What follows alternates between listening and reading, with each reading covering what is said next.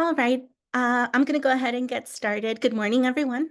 My name is Bianca Gonzalez, and I'm the consultant supporting the Behavioral Health Training Series for Kane County Health Department. Thank you for joining us today for our session on autism spectrum. We'll be exploring practical, actionable strategies to better support and communicate with individuals on the autism spectrum. This training is part of a monthly training series by the Kane County Health Department. It's aimed at strengthening the behavioral health system across our community. We're thrilled to have Jessica Antoniou and Melissa Mills with us today for an informative and engaging session. They're going to be providing us with foundational understanding of autism spectrum disorder and sharing their expertise to help us deepen our knowledge. Jessica Antoniou is a behavioral and instructional coach at Mid-Valley Special Education Cooperative. She works across multiple programs to support and mentor educators in using effective strategies for students with autism and other developmental disabilities. Jessica's passion for coaching comes from her strong belief in the connection between communication and behavior. In 2021, she earned a graduate certificate in autism spectrum disorders from Arizona State University and became a certified autism specialist. She's currently pursuing her Master of Arts in Educational Leadership at Aurora University and is set to graduate this May. Joining Jessica today is Melissa Mills, the Assistant Director at Mid-Valley Special Education Cooperative. Melissa has been in this role for 5 years and brings a wealth of experience in special education. Before stepping into administration, she spent 3 years as an instructional and behavioral coach and 15 years as a special education teacher. Melissa holds a bachelor's degree in special education from Illinois State University, a Master of Arts in Teaching and Learning from St. Xavier University, and a Master of Arts in Educational Leadership from Aurora University. She also earned her Director of Special Education endorsement from Aurora. We're excited to have you both here today, and we're looking forward to this session with you. We do have Spanish language interpreters with us this morning. The Spanish channel will be available by clicking the interpretation button at the bottom of your screen. We'll do a break around halfway through at around 10. CEUs are available, and I'll put that link in the chat once we get started. Okay, and with that, I'll turn things over to Jessica and Melissa.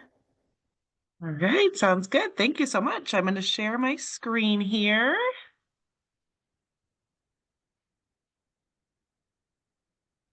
Make sure we can see that.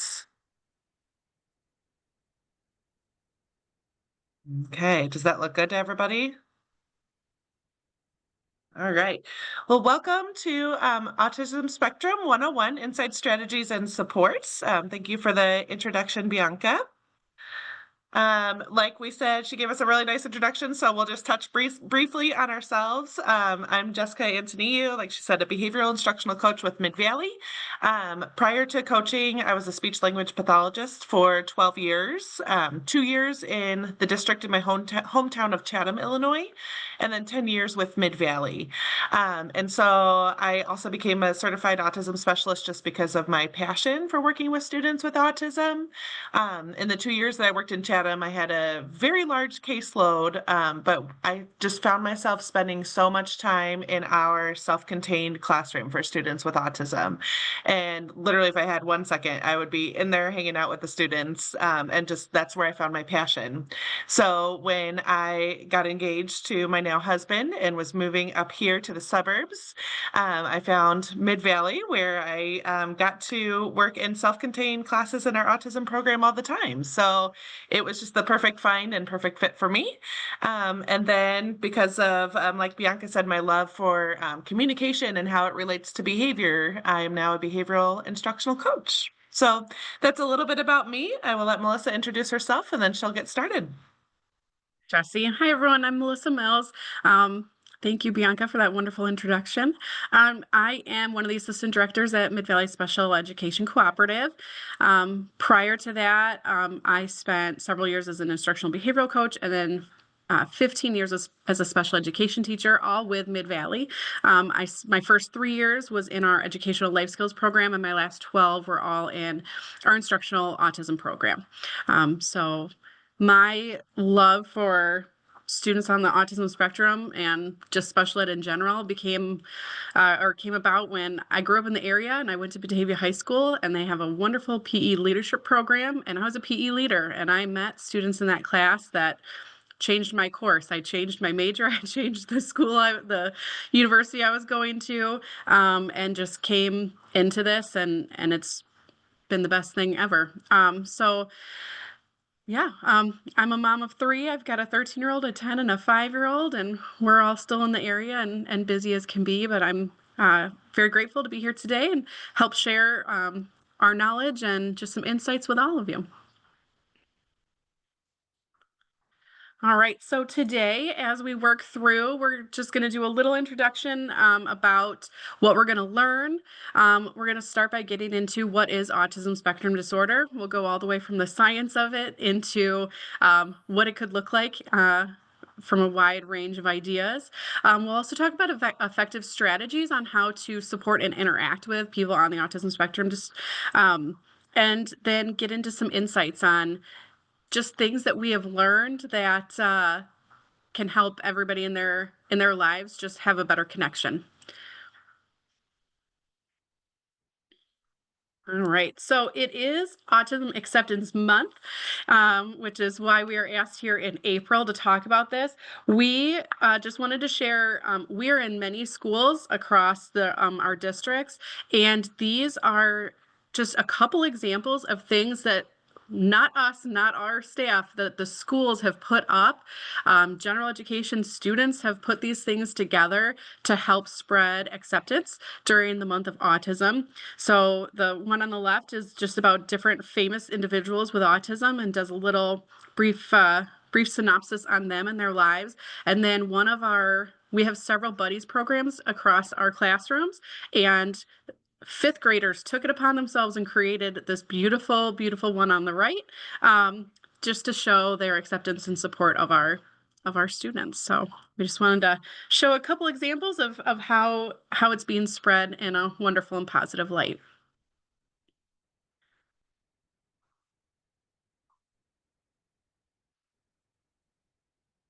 All right, so our outcomes for today, our goals for you guys.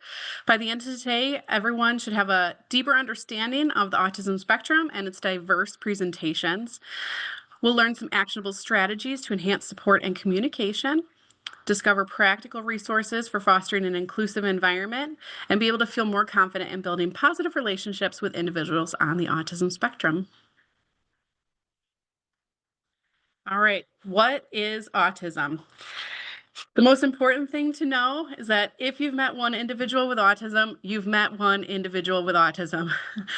They are not all the same, just like everybody else. Presentations are very different. It is called a spectrum disorder for a reason. There is a wide range of strengths and areas of challenge, and we'll talk more about that as we get into it, but knowing that placing the kind of general assumption across the board is never the way to go.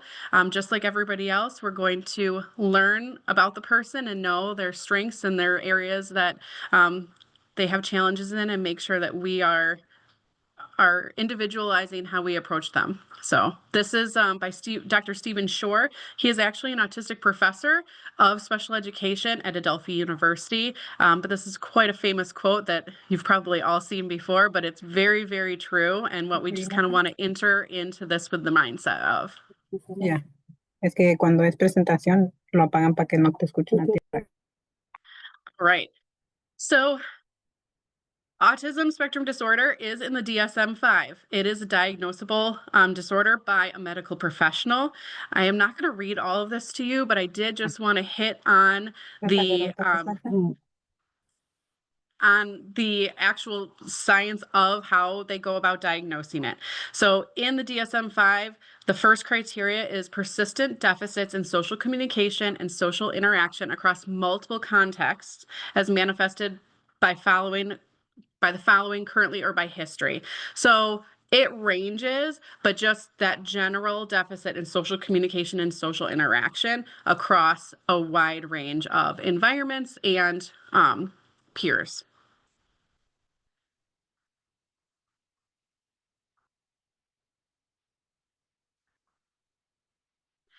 Second criteria is restricted repetitive patterns of behavior, interests, or activities as manifested by at least two of the following. So it could be stereotyped or repetitive physical movements. It could be that need for consistency and sameness across their day and their environment. It could be, I'm going to change the wording on this third one. It could be highly preferred interests that they like to discuss or learn about, or hyper or hyporeactivity to sensory input. The I'm last sorry to three interrupt. criteria.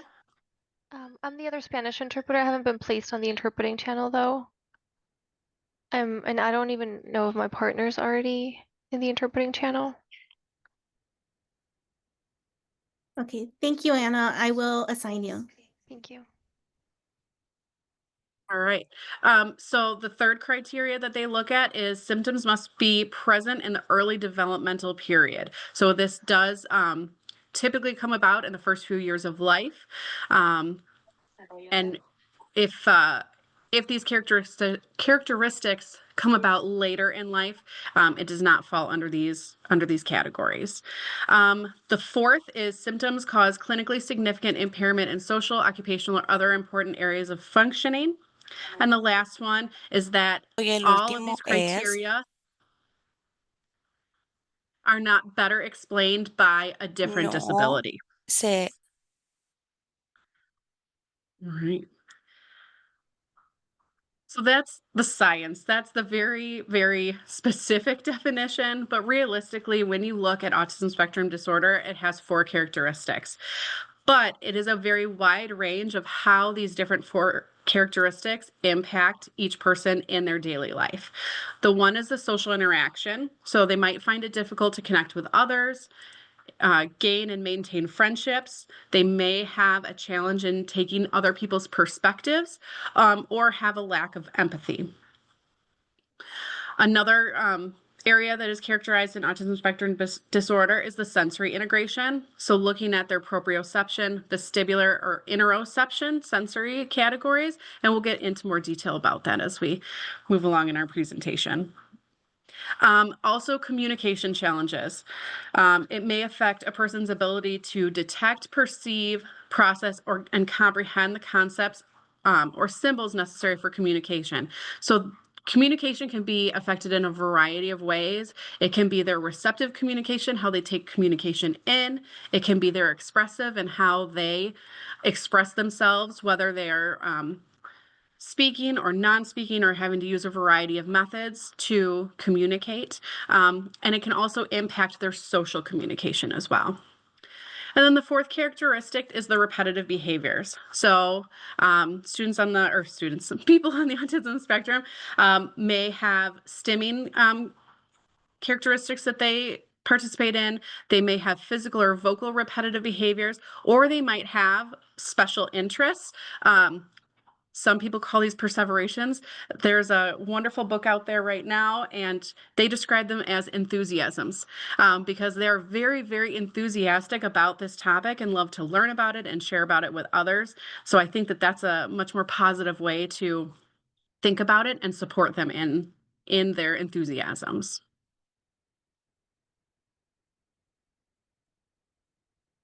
In the DSM-5, they did introduce 3 different levels of what they call severity. When you are looking across the 3 different levels, it really talks about what kind of support each of these people on the spectrum need in order to participate in their daily life. So a level 3 requires substantial support. They may have severe deficits in verbal and nonverbal skills. They may have very limited initiation of social interactions, and they may have more inflexibility within their behaviors, have less tools for coping, and just have more distress in their life.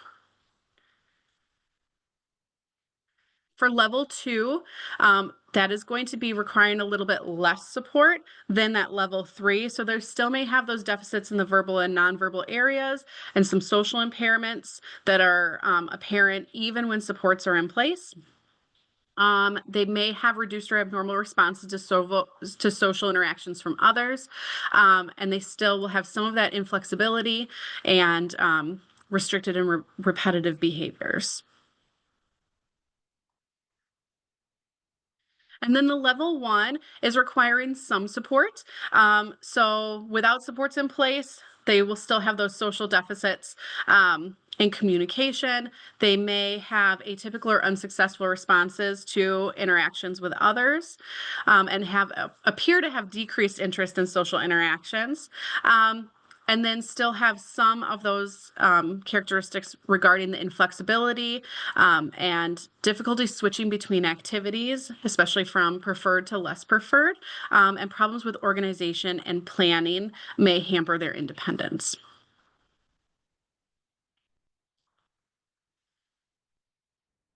So many of the characteristics tend to focus on the areas that are more difficult for people on the autism spectrum. So we wanted to make sure that we also highlighted the many, many strengths that are out there. People in the autism spectrum tend to have a strong attention to detail. They have excellent memory, especially for facts and routines. I have one friend on the autism spectrum that could tell you every single stat of the Chicago Cubs from the beginning until now. And it's his enthusiasm. He's been able to learn that. He loves to read about it, and he can just recall anything. They tend to have a high level of focus and persistence, and they have unique and creative problem-solving approaches. I put on here just a few pictures of some children's books that focus on the strengths of autism spectrum, and they're great resources to share, especially with elementary age students. Last year, all of my classrooms read All My Stripes and did some wonderful projects surrounding that to help raise acceptance and awareness throughout the month of April.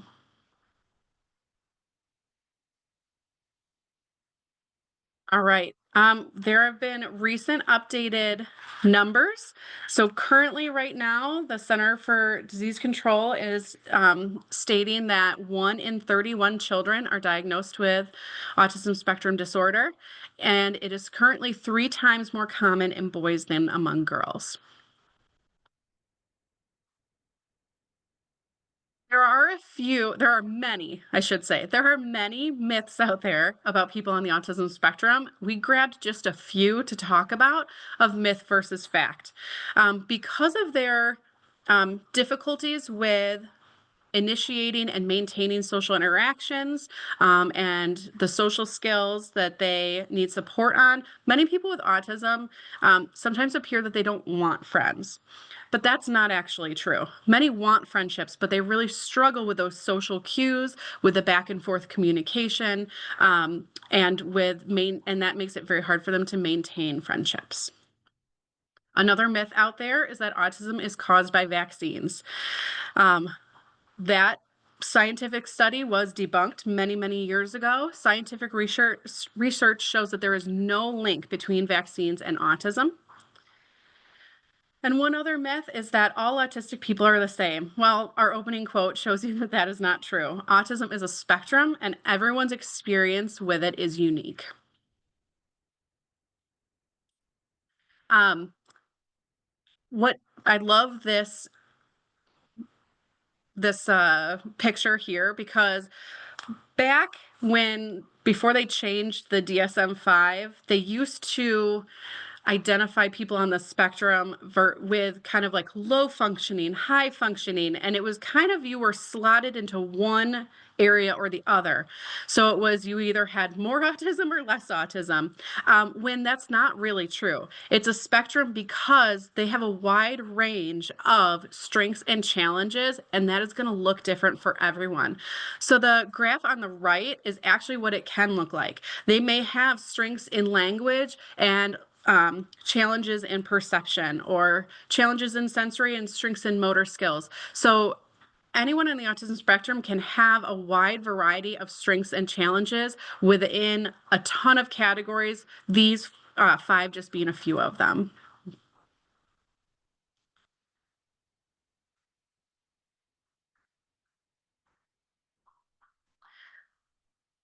Along with autism spectrum disorder, a lot of people hear the word neurodiversity. Neurodiversity describes the idea that people experience and interact with the world around them in different ways. There is no right way of thinking and learning and behaving, and differences don't have to be viewed as deficits. It refers to a diversity of all people, but it's a lot of times put in connection with autism spectrum disorder, as well as other neurological and developmental conditions. The movement emerged in the 1990s to help increase acceptance and inclusion of all people to embrace differences. Its advocates encourage inclusive, non-judgmental language, which moves us into person first language versus identity first language. So just within this goes across all different categories, but when we're talking about it just with autism, there was a movement years ago that we wanted to make sure that we were using person first language and talking about the person before their disability or their disorder. And so we would refer to someone as having autism or a person with autism. More recently, the movement is to use identity first language. So being able to say that as an autistic person or that person is autistic. There is no right or wrong here. This is really a personal choice. It goes hand in hand as when we're talking about pronouns and gender identity and those kinds of things. So realistically, your best choice is to ask someone what they prefer. If they prefer person first language or identity first language, and then using that to describe them so that they are being talked about in a way that they feel comfortable with. Okay, and now that Melissa talked to us a little bit about characteristics of autism, we're now going to get into some strategies to support people with autism in all settings. So a lot of times we will bring up educational examples because that's what we're very used to, but we will try to, give examples of how these could be applied to the home, to job sites, things like that in the community. But if you guys have any questions as far as, applying one of these strategies or something, put it in the chat and afterwards we can answer it. Okay, so an underlying theme that you will notice as we talk about different strategies and how to support different areas, all those areas that Melissa just touched on, just the underlying theme of it all is visuals. Okay, so think of when we are stressed, when we have a lot to do and our head is swirling, right? What are some strategies that we might use? Personally, I make lots of lists, right? I make to-do lists. I might write them. I use the sticky note app on my computer. I make out lists. I go to my planner, which again is my visual. If, my kids are having a lot of activities in the morning and one person needs to bring the uniform to school and one kid needs to bring, an extra snack to school or the sack lunch because they're going on a field trip, what do? I create the visual for myself. I literally put a Post-it on the door to remember CJ's sack lunch before, leaving for school. So we make visuals, and that is, one of the underlying ways that we can support individuals with autism is just increase those amount of visuals. So you will notice that theme as we talk through this. Linda Hodgson is a really great resource, and she, if you go to her website, she has just excellent information on the power of visual supports, what they should look like, why we should use them, just how important they are. And she really emphasizes the value in them and why they are effective. And so I'm just going to show this little short video of her, and she talks about the power of visuals. I just really like the way that she words it. So I'm going to share that with you. Let me know if the sound doesn't work. This always gets tricky.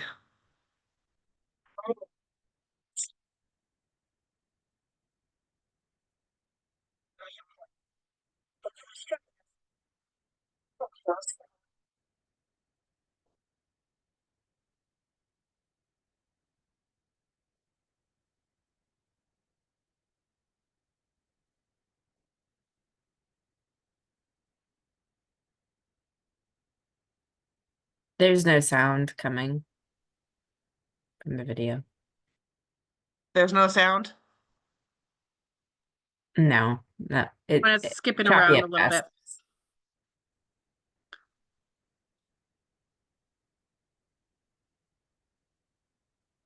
I remember back from our COVID days when we did remote teaching, there's a little checkbox that you're supposed to hit to be able to share audio, and I don't remember where it is. So, well, anyways, she just talks about how visuals are really important, and people with autism comprehend visual information a lot more than auditory information. So seeing it is going to help them process a lot more than hearing it. And also visuals, they stay, right? Whereas auditory information, we give it once and the direction is done. Whereas a visual is a visual and it stays. So it's more stagnant instead of fleeting, if that makes sense. So it's a really great just clip. She just words it more beautifully than I do about the importance of visuals. All right. Let me get back to slide. There we go. Okay. And then this is another quote that I really like, and it just again emphasizes the power of visuals. Auditory information is transient. Visual information can be fixed and permanent. So, we may be able to give some verbal directions to individuals, but if it's up there as a visual, that is more fixed and permanent, and they can learn to refer to that and become more independent instead of always relying on somebody telling them what to do. So it increases that that independence because it's fixed, it's permanent, instead of constant directions needing to be repeated, things like that. Okay, so with that being said, the types of supports that we're going to talk about are environmental. So how can we change their environment to support them, whether it's in a school, at a job, in the community, at home? Communication supports, which is my personal favorite as an SLP. Sensory supports. So, making sure that we are providing as much support as we can for our sensory regulation. Executive functioning supports, behavioral supports, and then social supports. Okay, so we'll kind of touch on each of these categories. So first, we're going to get into environmental supports and how we can support, academics or vocational or job skills at a job site, or even just life skills at home, right? The best thing that we can do is provide a structured and predictable environment. So, there are different curricula that we use and different systems and strategies and interventions and all of those that we could spend days talking on in a training. But the best support that we can start with in the foundation is providing a structured and predictable environment for people with autism. Okay, so I found a source, Maureen Benny, wrote that this can be done by her 5 tips are: provide a quiet, calming space to retreat, having an organized environment, designating activities to occur in specific spaces, establishing routines, and then providing visual schedules. And we're now going to dive into each of these tips of hers so we can talk about what each of these tips would look like and how we can best support and structure the environment. So Melissa's going to get going with what each of these would look like. Jesse. The first one is creating that quiet and calm space. This has a variety of names within classrooms. Sometimes people call it the sensory corner, or the I know in some of my own kids' general education classrooms, they called it the calming corner.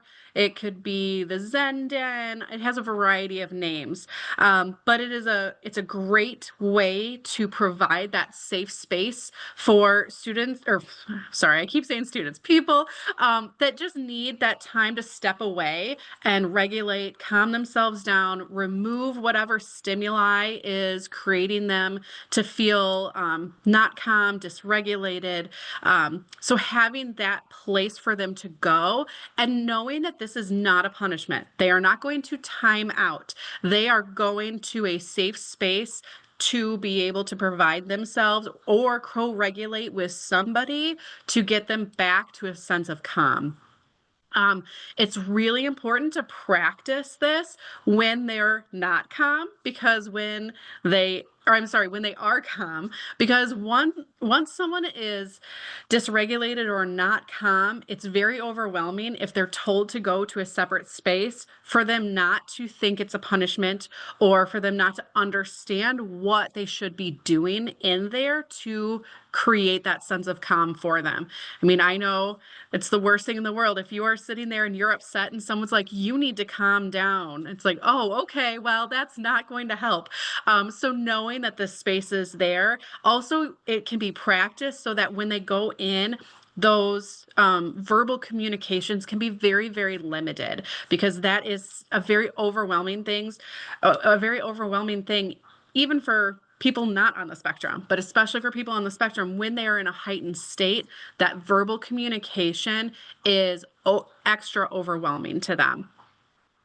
So it should be a soothing area, free from overstimulation. There can be supports and strategies in there, but you don't want to just like shove every possible thing in there either. There are things that can help heighten when someone needs some sensory input in that way, but this is not the space for that. We're going to talk about that in a minute. This really is that calm space. And if you have been anywhere in society lately, you see that they've created these wonderful, wonderful spaces. They have them at the airport. I was at a Blackhawks hockey game. They have them there. They've got them. I know they've got them at the Bears football stadium. They have these wonderful spaces everywhere, even at children's museums. There are rooms where kids or adults can go when they're feeling overwhelmed. This is just a really great thing to be able to create and have, and it can be anywhere. It could be in a classroom, it could be in your home, it could be in a public space, in a store, anywhere where someone might be overstimulated and overwhelmed.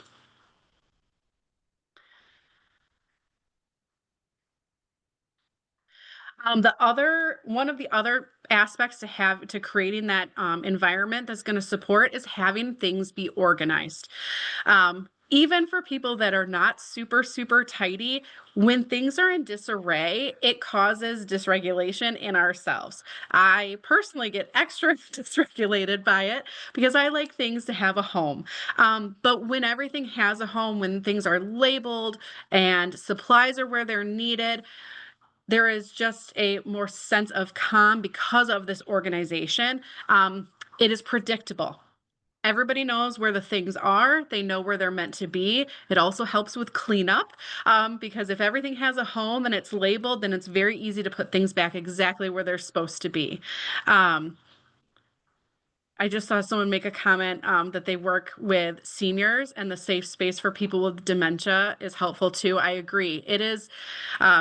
There is quite a bit of overlap that happens in these supports that we're sharing that can be very, very helpful in both arenas. So, but when that environment is organized, not only can we decrease anxiety and frustration because maybe things are missing, people don't know where they are, it takes extra time to find the materials that you need for whatever you're trying to do. So having your spaces organized can decrease that anxiety, but it can also increase independence. Again, it's predictable. People know where things are supposed to be, and things can be put back. Some of the examples that Jessie put on these slides is having, a space for everything. Seeing those picture labels. I do that with my kids' own toys. It may seem a little overzealous, but at least things go back where they're supposed to be. for the most part. And then on the picture on the right, you can see the color coding systems. That really helps students to know what items are theirs, where they're supposed to go, and just having all of those things available to them.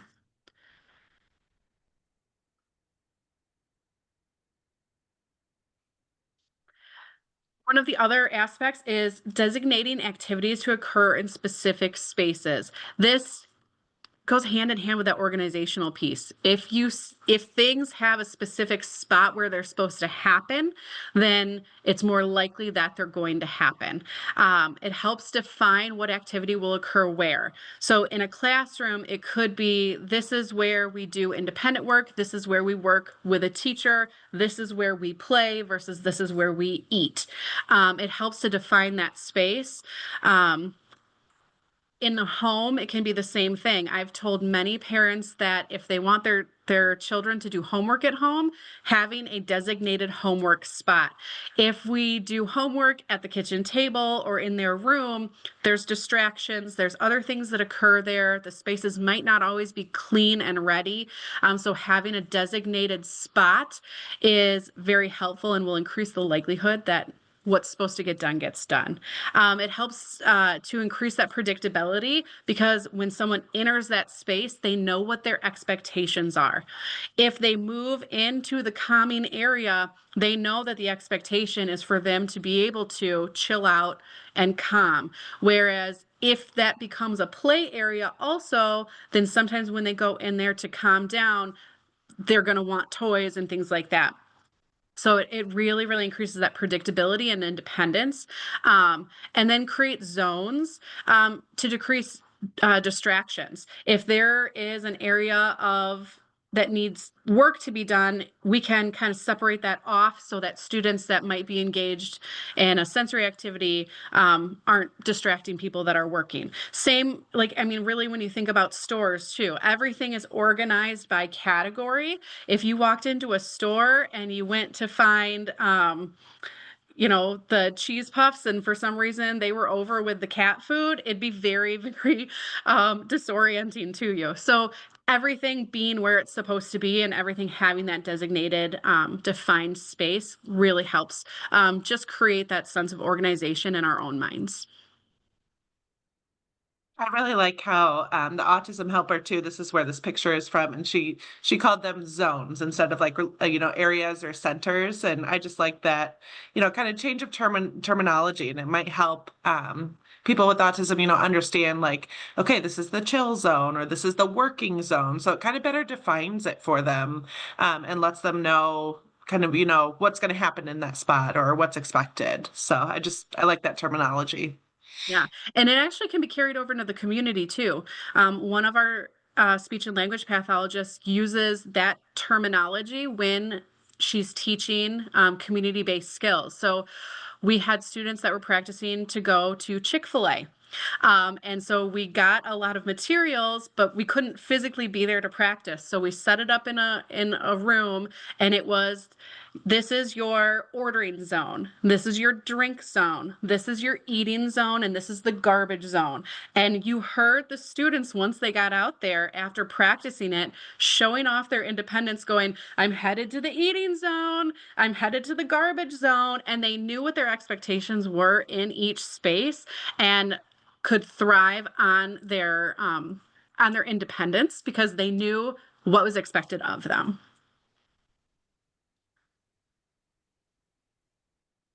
Establishing routines is also very, very important. We all have our own routines. I would not get through my day without my Google Calendar.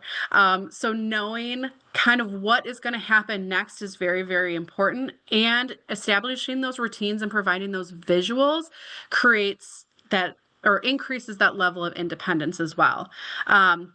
But especially for students, or sorry, I keep saying students, people on the autism spectrum, providing that support, again, helps them organize what they need to be doing in that exact time of day, where they are. Arrival and departure are great examples of at school, where this is an area they're going to do it every day for 18 plus years.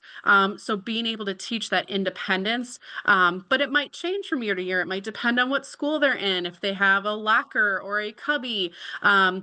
Same for people on the autism spectrum who are going to work. You know, what do you do when you walk in at the beginning of the day? Where do I put my stuff? Who do I greet? Where do I get my materials? So really just setting up those routines so that they can increase their independence, make it a very predictable environment. We're teaching life skills. Some of these things are our people that are not on the spectrum might just learn from observing others doing it, where people on the spectrum are not necessarily taking in those social cues of like, oh, that person is hanging up their coat, I should do that too. So really, once we establish these routines, teach them, provide those visuals, practice them, we can really decrease frustration because there aren't any unknowns anymore. And like Melissa said, these can be in any environment. I have these for my own children at home for getting ready for school, coming home from school. You know, it's all about unpacking the backpack, charge a Chromebook, get a healthy snack, all of that. So these can be built into really any kind of routine, whether it's in the home, in the community, you know, at a job, anything like that. So they're very helpful. And they can be what we call differentiated. They can be varied. It doesn't always have to be a picture. Like for some of you that work with adults, these colorful pictures might look not age appropriate for them. If a person on the autism spectrum is a good reader, visuals can simply just be written instructions. It could be a written checklist of what they're supposed to do. It can incorporate the pictures. Also, buckets. Bean bags, ladder toss, water balloon toss.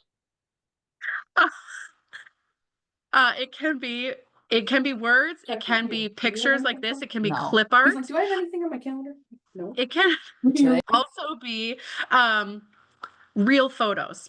Some people on the autism spectrum have a really hard time understanding even just the variousness of clip art because sometimes the picture is not exactly what they're going to be doing. So photos of where or what can be really helpful as visuals. Someone asked if there are resources where to purchase these visuals. There's a variety of different kinds out there. Boardmaker is a big one.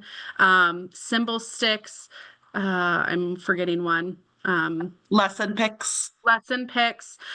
But also Google Images is the free way to do it all. Not those specific pictures, but any. There's clip art on Google Images for pretty much anything. So nowadays too, with just the amount of resources out there, if it's something that's pretty standard, like maybe a visual schedule for you know, like going to the bathroom or something, that if you just do a quick Google search, a lot of times you'll be able to find what you're looking for. If it's something very individualized or like a very individual job, you know, that needs a little more tailoring. But if it's something generic that happens all day, every day, odds are it might already be out there too. So the last support that I'm going to touch on right now is visual schedules. A lot of these are very similar to what we've talked about, but that visual schedule really just is the list of what we're going to be doing. It can be an entire day. It could be a small section of the day. It could be morning versus afternoon. And there's a wide variety of types that are out there. Jesse put up 4 great examples here. It can be, again, it can be the written version. It can be pictures. It can be where you move the pictures with Velcro. Anybody who is in a school that works with kids with autism, Velcro and laminate are like what we spend our most money on. Maybe it's taking the picture all the way off. Many of my classrooms use the green and red. So their whole schedule is on the green side, and as they finish it off, they move to the red side. Some take it and put it in an all done bin. Some you can do with file folders where once it's done, they close it. And so it really just takes that visual away. Okay. They might cross it off, they might check it off, they might erase it. It can be laminated, it can be handwritten. It can really be anything, but it's used to increase that structure, predictability, and independence. I tell my staff that schedules aren't for the good days. Schedules aren't for the days that everything goes right. Because a lot of people will say, oh, well, they know our schedule. They know what we're going to do. That's great. But on a day when we change something, or on a day when they are dysregulated and having a hard time, that's the day the schedule is for, because it brings them back to that predictability. It brings them back to that sense of, okay, I have these supports in place and I'm going to be able to use them, and they make me feel better and be able to work through my day without becoming dysregulated or feeling uncalm. So, again, I literally could not make it through my day without my Google Calendar. And some days I don't know what's happening in the next 15 minutes, but I know I can go back and check. And there are days I don't check it until later, but again, these schedules are for the hard days. But we teach the tool on the good days, so the tool can be used on the hard days. Like Melissa said, it could be written too. So sometimes when we're on the go, so if you're in the community, maybe with an autistic person and you need a quick, go-to visual, you can take out even just a piece of notebook paper and write down a schedule. Sometimes we do that on the fly. If, like the other day I had a student whose mom came to pick him up early. That was a little change of schedule. So we wrote him a little schedule on a dry erase marker board, right?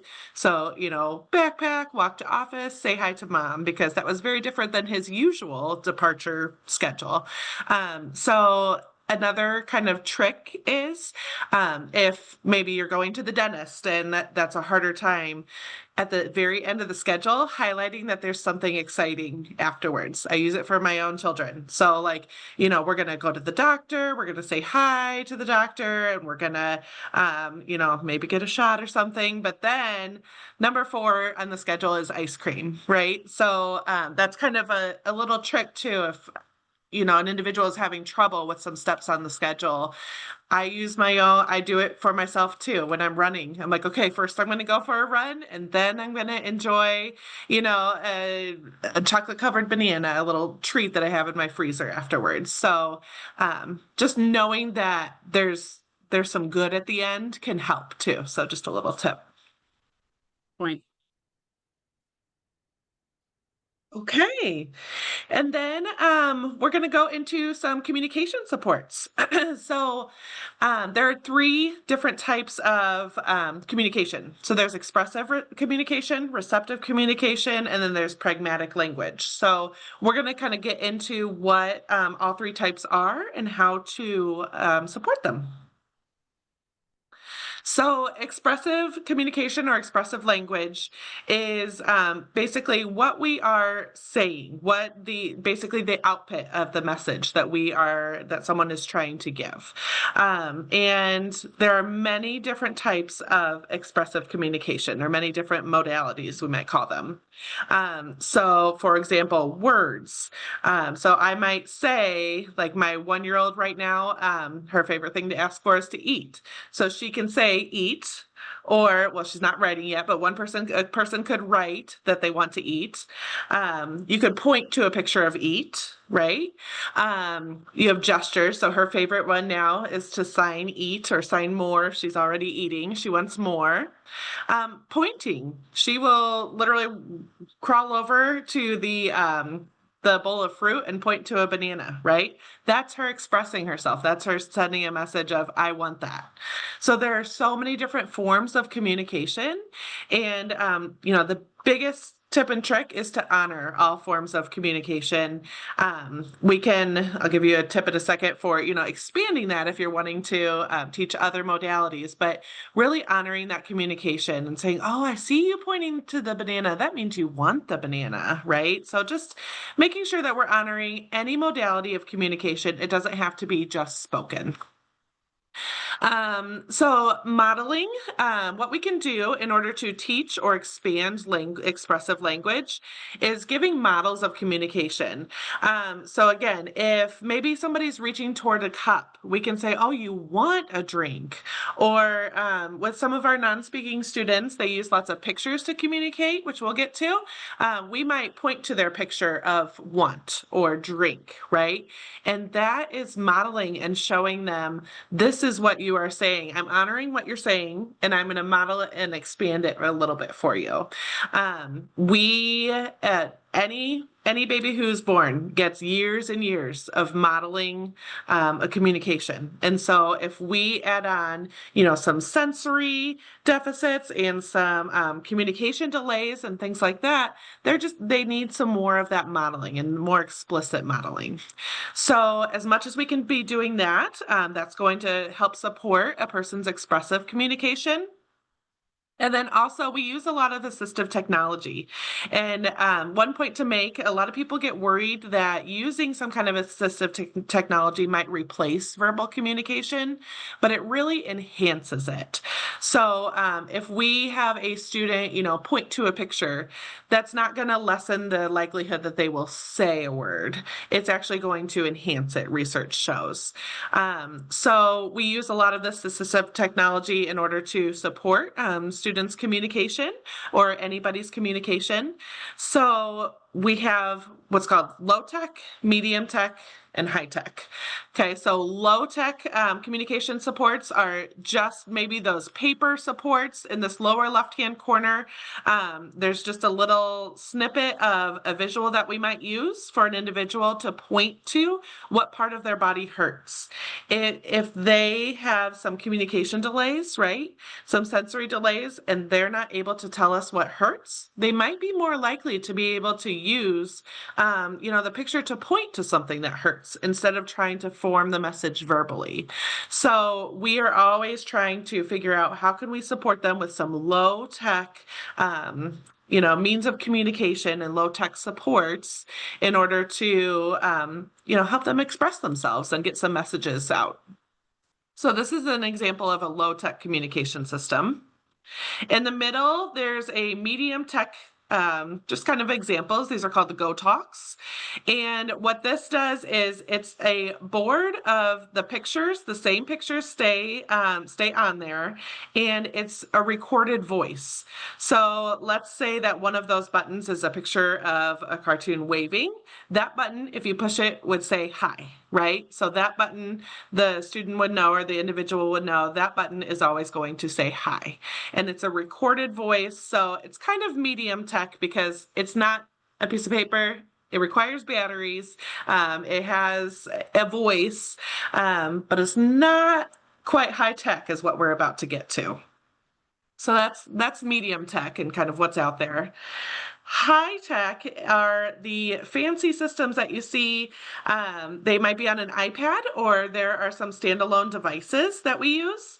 And we call it dynamic display. So when you push a button, it goes to another page. So there are, if you look, low and medium tech only have a certain number of words that they could hold, right? Whereas high tech, these programs can have thousands of vocabulary words. So each measure or each method that we use, it really depends on the individual and their characteristics, right? So some students benefit, or some people may benefit more from like those low tech visual supports, and we might have a lot of pages of low tech supports that they can point to. Whereas I know so many people who have thrived on, the high tech communication systems, and they use those to really make amazing messages too. So, and everywhere in between, low tech and high tech too. So just honoring communication, modeling it as much as we can, and using those supports are kind of the biggest tips for expressive communication. Which communication sign can I teach my kids after school time? Can AI be used to teach them? Oh, that's a good question. It really depends on the things that you're wanting to, the things that you're wanting to teach your kids. So it's depending on how old they are, kind of, the priorities of what you're wanting to teach them.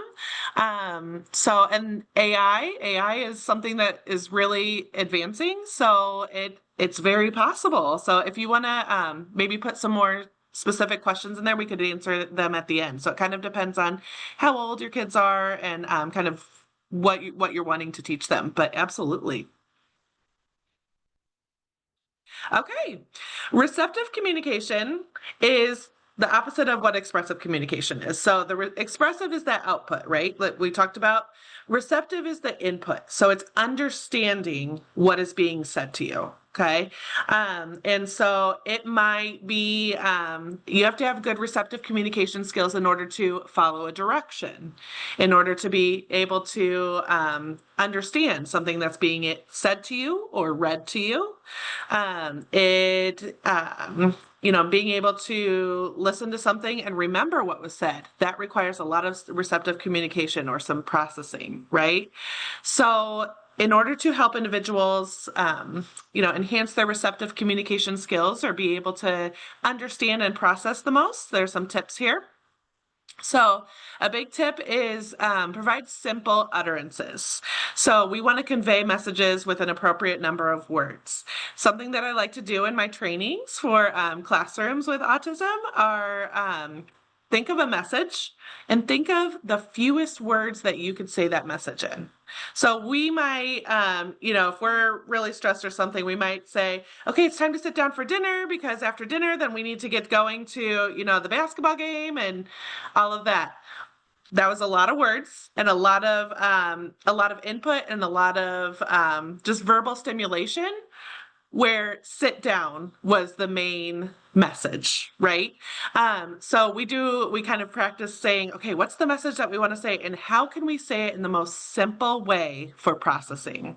And so we might say sit, right? We might sign sit, or in our classrooms, we wear lanyards of pictures with directions. I actually might have mine right next to me, but there's a clip of one right there for sit down. Here are my visuals. And so things that we say, oh, and there's Melissa's. So things, I heard the good rule of thumb one time, if you say it more than 5 times in a day, it should be a visual. So again, going back to kind of my first, what I was saying at first, everything is a visual, right? So this, things like clean up, line up, stop, quiet hands, quiet voice, bathroom, things like that. Trying to convey that in the most simple message possible is going to help the student process, right? So really, if I was to say, how few words could you say the message sit down? The answer could be 0, right? Because 0 verbal words, because we could just show a picture of a student to sit down, right? And they could follow that direction. Another tip is break down multi-step directions. So it depends on the number of steps the individual can process. So if they're, I know with my almost 8-year-old son, if I tell him, go upstairs, brush your teeth, put on your pajamas and get into bed, that was, I think 4 steps, he might follow 2 of them, right? So it's really hard to process multi-step directions because it's a lot of verbal input. It requires lots of working memory, right? So just breaking down multi-step directions into an appropriate number of steps. A lot of times it's going to be 1 step, right? It might be go upstairs.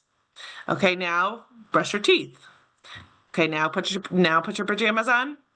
Now let's go to bed. Or again, that could be broken down into a visual. So he could do that more independently without me having to tell him. Provide waiting and processing time. This is a huge one too. This can be really, it can be kind of awkward or just like a little bit cumbersome. But if you give a direction or ask a question or anything like that, give the person some processing and waiting time, because you might find that you have to count literally to 10 in your head very slowly. Okay, 1, too, but you will get a response. I was working with a student with autism the other day, and we were doing just an activity where he was copying some motions of mine. So I said, like, here, let's do this. And I sat there and sat there and sat there, and I almost put a minus on our data sheet where we collect data of plus if they got it right, minus if they didn't. I almost put the minus, and it was probably 15 seconds, and he went, and he clapped his hands. And so it's just an example of giving that processing, that wait time can be such a big difference. It also helps them to not become overstimulated too, right? So if we're repeating a direction over and over and over, think of when we get frustrated and somebody's saying, okay, all right, go for your run. Go for your run now. Are you going to go to run now? That can be really overwhelming to us, right? You want to So think of it like a loop. Like if they are Yes. in the middle of processing something and they get interrupted, that processing time starts back over. So the loop has to be completed before they can move on and understand.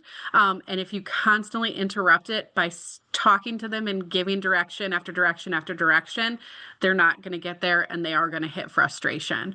And that processing time can be painful because sometimes it is so long. I worked with a student that his processing time was 1.5 minutes.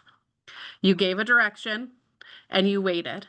And 1.5 minutes later, he would do what was being asked of him, the demand that was being placed, the worksheet, the question about the book we were reading, but it took 1.5 minutes. So, I mean, that's an extreme case, but knowing that his general education teacher had repeatedly given him directions and thought he was choosing not to follow them, where once he was given that processing time, he was very, very successful. Thank you. That's a great point.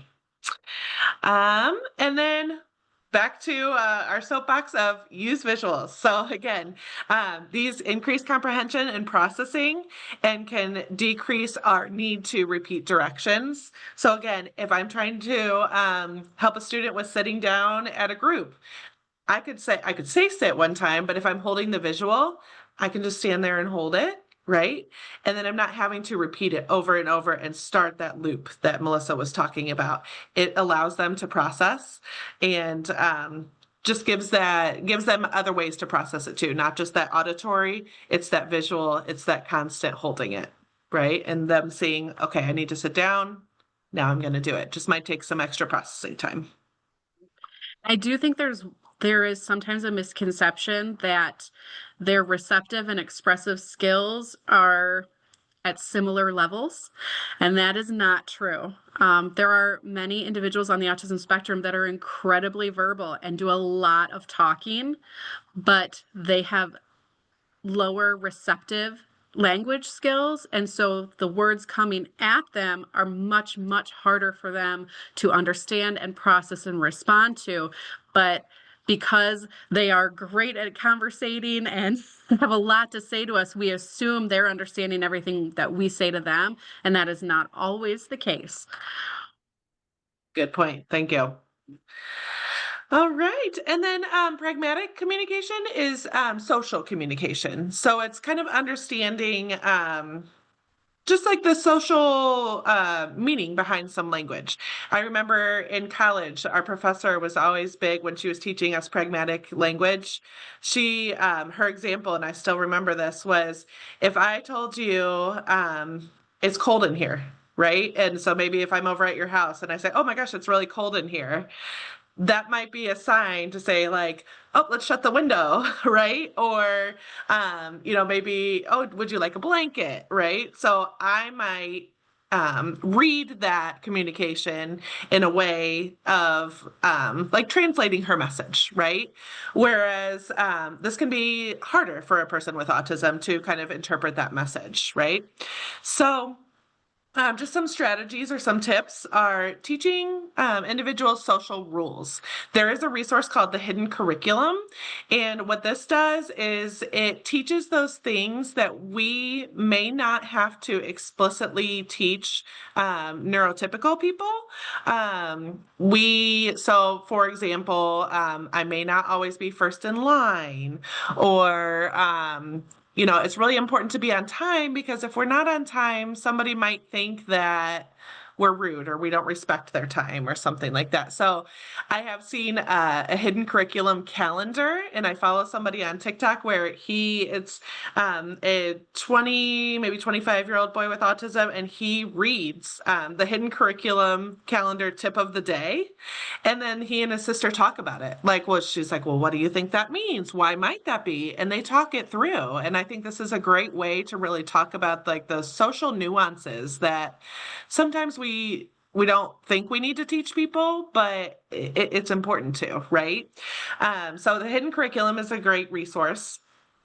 Social stories. So Carol Gray is a great resource on social stories. And these are stories, I won't play this video since my sound wasn't working earlier, but you can refer to it later, or again, if you just go to YouTube and type in social stories.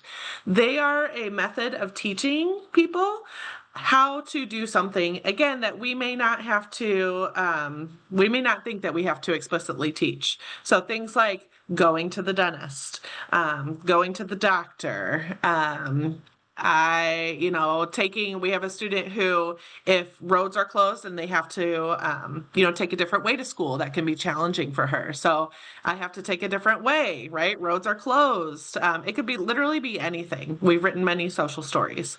And there are specific ways to write them. So Carol Gray is an amazing resource and really helps you understand like what to put in a social story, how you could word it, things like that. Also, again, if it's a common social story, you could probably Google it. I also know that a lot of time the community is getting really great at providing social stories. So I take my own kids to Pigtails and Crew Cuts in Geneva, and they have a social story already made for kids who come in and get a haircut, which I thought was great. So that's another great resource for teaching some social skills or social language. Another tip is avoid forcing eye contact. So a lot of times, I've seen it in old goals from many years ago, like pre-grad school, of increasing the student's ability to make eye contact. But Melissa and I both worked with an amazing teacher who always quoted one of her students. One of her students said this, and it really just resonated with us. He told her when she was she said, look at me. And he said, I can look at you or I can listen to you, but I cannot do both. And I think that's such an amazing insight, is that with people with autism and people without, honestly, eye contact can be so hard. And if they are focusing all of their efforts and all of their all of their neurological connections are going towards making eye contact, that ability to process what is being said is going to decrease. So I just really like that quote of, I can look at you or I can listen to you, but I cannot do both. And so we really do not force eye contact. We can focus on like having our body toward a speaker, just to show that we're paying attention. But that's just a tip, is don't force that. And then use more direct language versus figurative language. And so I have a story. One of my first years as an SLP, I was doing a social group on what complimenting was. So I gave some examples of, compliments are when we say something nice, like I like your shirt or you're good at math or something like that. So I said to one student, okay, Johnny, say something nice to Susie, right? I'm just making up names. And Johnny turns to Susie and he goes, something nice. And so he did exactly what I told him to do, right? So now, 12 years later, I would have probably put some examples of some compliments and had him pick one. And so just using more of that direct language instead of vague or figurative language or even sarcastic language, because that you know, they tend to be a little more literal and have trouble interpreting or taking that pragmatic meaning behind a message. Like I was saying earlier about it's cold in here, that can be harder for them. So just being more direct and more literal is another tip. Were you going to say something, Melissa? I remembered the story though about the direct language. I was in a classroom the other week and we were reading a story, and a student was just kind of looking around and wasn't looking at the words. And I said, "Eyes on your paper." And they proceeded to put their head down. And I was like, oh, they must be tired. And then I realized that they had put their eyes physically on the paper. And I stopped myself and went, wow, well, they just did exactly what I asked them to do. And so then I said, let's sit up and look at the book. And then they did that as well. But it took me a minute because at first I was like, well, they are not doing what I told them to. And then I realized, nope, they did exactly what I told them to. Very nice. Thank you. Okay, so yeah, that's an example of a social story. Feel free to look it up on YouTube. It's just an accepting no social story about how to handle being told no. Okay, we are a little more than halfway through, so I think we're going to take a 5-minute break and then we will come back and talk about some more strategies. A lot of great questions have come through in the chat. We're going to save a bunch of these for the end.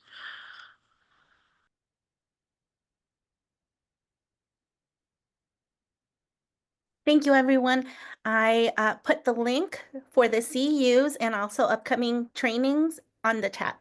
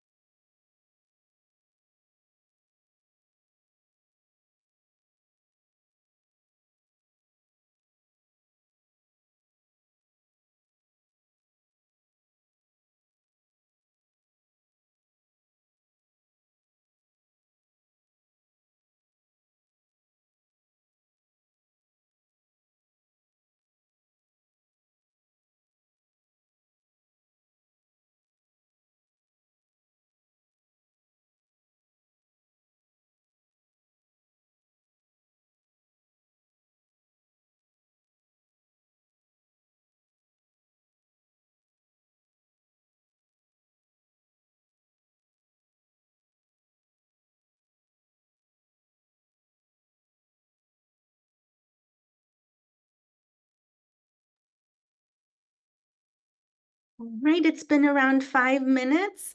I will paste the link to the CEUs and upcoming trainings throughout the chat. So don't worry about losing it in there. I know we're using the chat and that's great. So you won't lose it. I'll make sure to put it on several times. All right, thank you. And again, there are some great questions coming in, so we'll try to stop at like maybe 10 till to be able to go through these questions and answer them, if that sounds good. All right, so let me go back to sharing.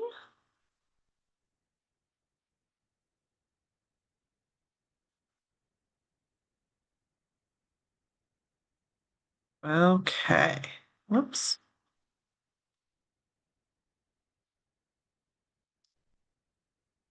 Okay, can everybody see that? Yeah, okay.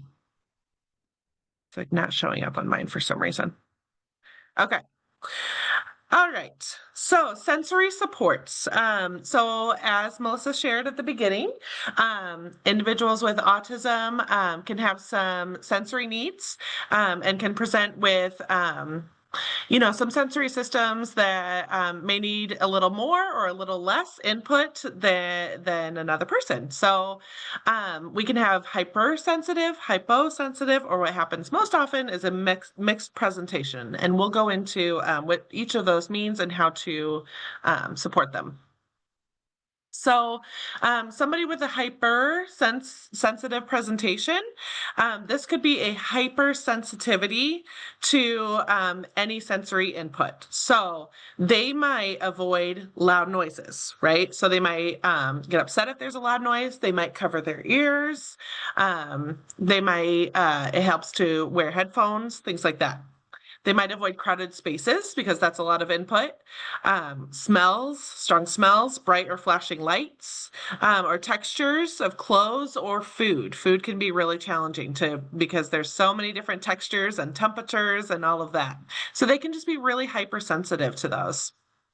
So just some tips are to create sensory-friendly environments to decrease the exposure to these triggers. So in lots of our classrooms, we have light covers. They can wear sound dampening headphones. We create lots of barriers to decrease visual clutter. So like Melissa was saying, at home, if you have a homework area, maybe there's, a shelf right next to it or something that's kind of blocking the view to the play area, right? Because that might increase the visual clutter and just be really tempting. Remove tags if somebody is really sensitive about the tags, and be mindful of the size of crowds, right?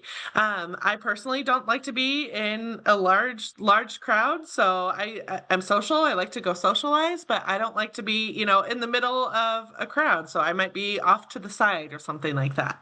So just being mindful of the size of crowds and just how much input someone is getting. And teach them to advocate for their needs, and again, in their own way. Back to that expressive communication, they may need to point to a picture of headphones, right? Or they may need to use a communication device to say headphones, or maybe a gesture, right? But teach them to advocate for their needs. So request headphones or request a break. Hey, I need to go in the calm corner, or I need a break. Or, some students might just ask to go take a walk. So, hey, let's go walk, something like that. But just teaching them to, it takes a long time because they need to identify that they need that first and then be able to request it. So as much modeling as we can do and saying, hey, looks like you need headphones. Let's ask for headphones. Or it looks like you need to take a walk. Let's go take a walk. That helps them to realize, oh, this is the feeling that I have. I don't like this loud noise. I can ask for headphones and it's going to make me feel better.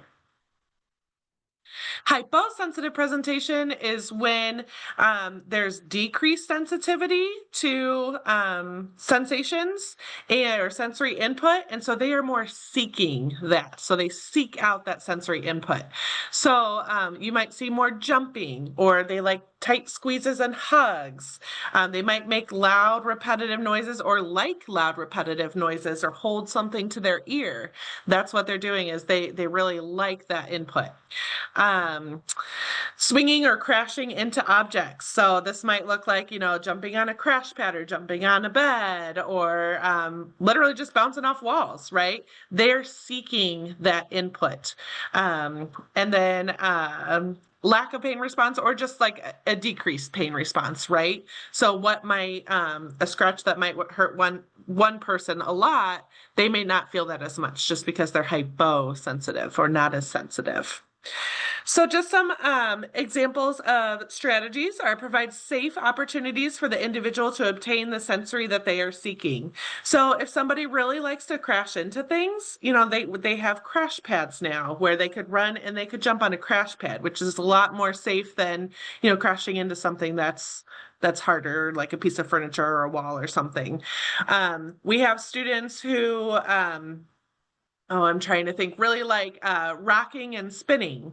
So we will get them, rocking chairs or the sit and spin, right? So these are safer ways than maybe rocking in a chair that's not supposed to rock that might fall back. So just thinking of what type of input do they like and how can I help them get that safely, right?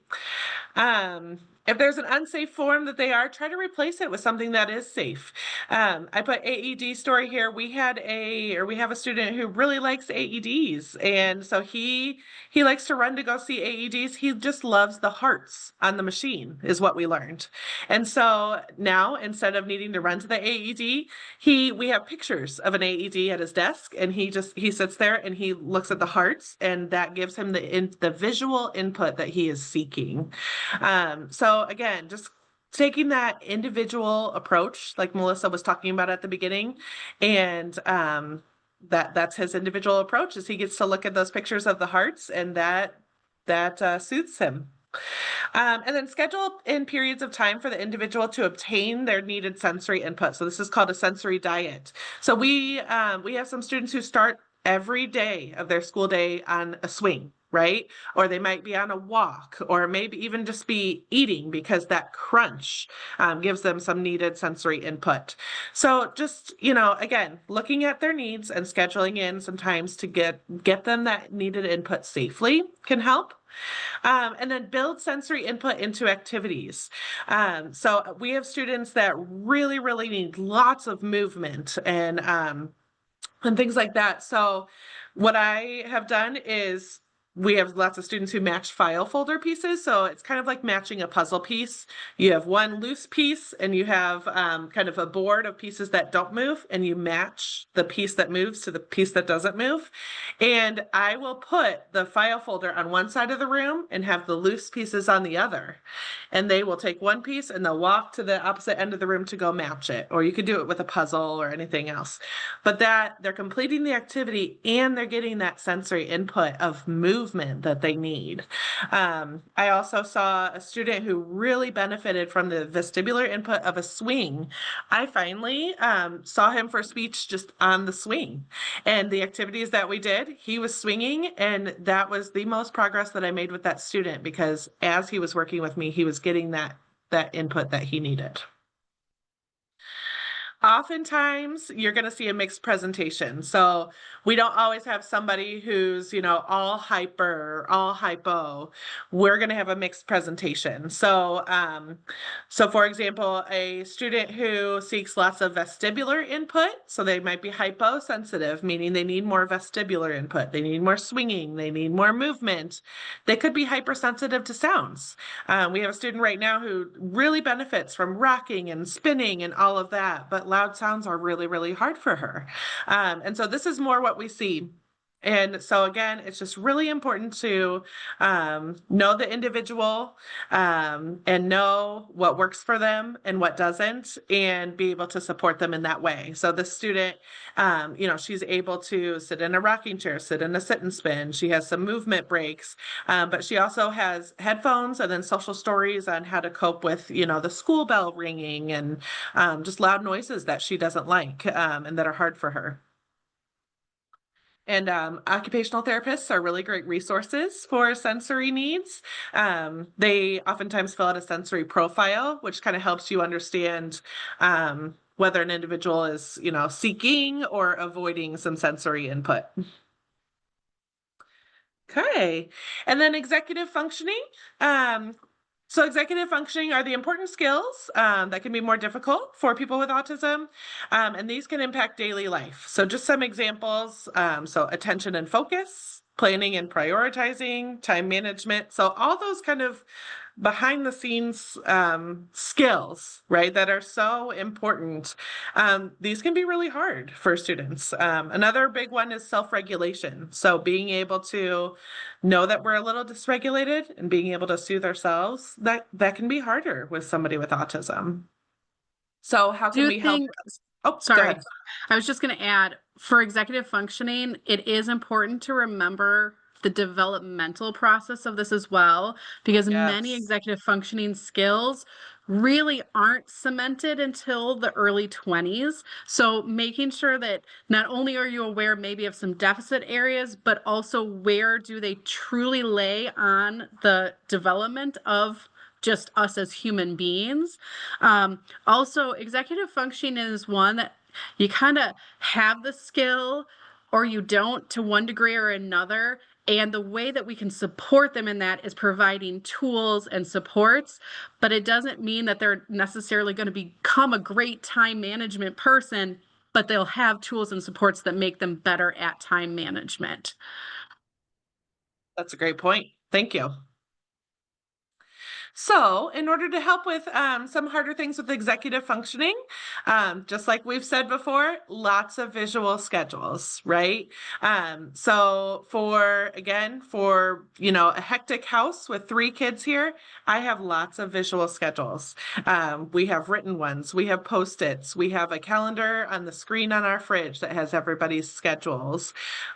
So really, making this a system for the individual, whatever they are, whether it's, getting ready for the day, or whether it's, what, like Melissa was saying with the job, what do I need to do when I get into a job? When I walk into work, I need to hang up my coat, I need to clock in, and then get my task list for the day, or go say hi to so-and-so, or ask my boss what he would like me to do that day. So just really building in those routines. Without this, we may walk into work, right? We get there, that's one step, but then it might be, okay, what's next, right? That is all executive functioning. So visual schedules can really help with that, and just know exactly what to do, what is next, and can increase their independence with being able to do this. On the right-hand side here, this is just an example of a visual schedule for a work site that a student may use. So this is their schedule. They go to the time clock, they check their work for the day, they complete their work, they're finished, they get back in the van, and they go home, right? So just a general example of a visual schedule that could help somebody, right? If this is not laid out, it may be not as concrete as to what is exactly is going to happen. Or if something happens and they might say, oh my gosh, where am I on my schedule, right? What do I do next? This is that tool to refer back to, right? Just like Melissa was saying, on a harder day, maybe there's, a fire drill or something like that gets us kind of off schedule. This is what can get us back on schedule. And now this is where I'm at. This is what's next.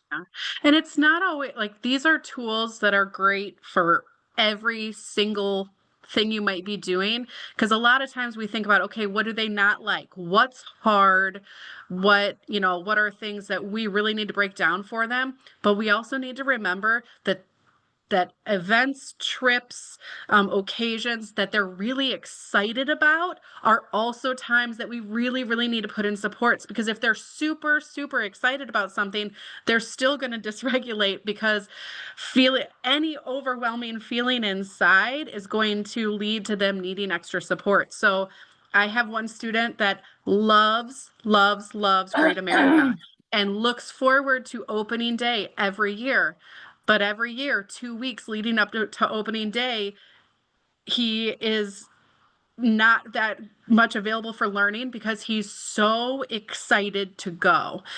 So this year we put in a ton of supports that it's like he had a countdown and a checklist and a schedule of what he was going to do until that day arose. And it was just a much better place for him this year. And he even had a better time on opening day.